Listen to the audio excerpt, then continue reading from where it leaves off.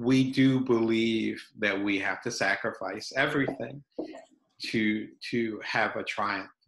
And that's kind of the main basis of the bite-sized entrepreneur, where it's like the belief that you have to sacrifice everything to make entrepreneurial mark is a myth.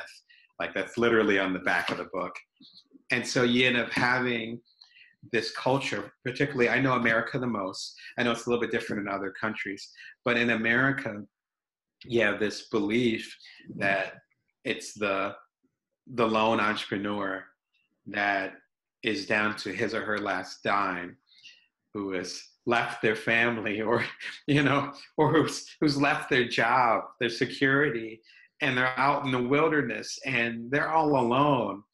And then they have this genius idea and they won't give up on it. And then suddenly, right when they're about to pass out of starvation, then that's when things come together and suddenly they become a billionaire and they get an island, somewhere in the Caribbean.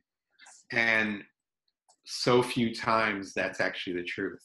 That's one of the reasons why I wanted to tell my story with the bite-sized entrepreneur and then be as honest as possible, because that wasn't the path with Cuddler, or even with So Quotable, which was a previous success with the app that I had, or from a meta standpoint, the path of my career. That's not what happened. What happens is a gradual process. What happens is you put in your proverbial 10,000 hours of study. What happens is you start to influence a few people and then it starts to grow and it gets bigger and bigger. That takes time. And I can think of certain markers over the past 3, 4, 5, 6, 7 years where my career has suddenly changed. But I mean, that's just an optical illusion. And I talk about that in Bring Your Worth, the new book. Again, it's bringyourworth.com if you wanted to check it out. But in Bring Your Worth, I talk about that, where doing these quantum leaps, where it's off and then it's on, but you don't know when it's going to happen. So the only thing you can really do is show up every day. And that doesn't sound romantic. It doesn't sound fun.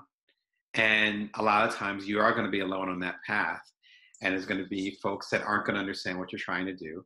And your job is to keep at it every single day. And then one day, people will understand what you're doing. One day, you'll get your first paycheck for the work that you're doing. One day, people will think that whatever you're doing is great. You don't know when that's going to happen. And so you work on the part that you can control.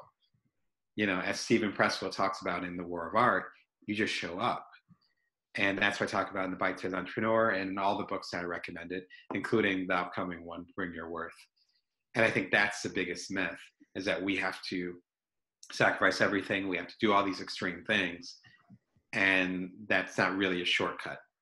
It doesn't work like that. And if anything, we end up believing we're going to do this big thing. We get frustrated, and then we end up going back to whatever previous life we had, which was less fulfilling.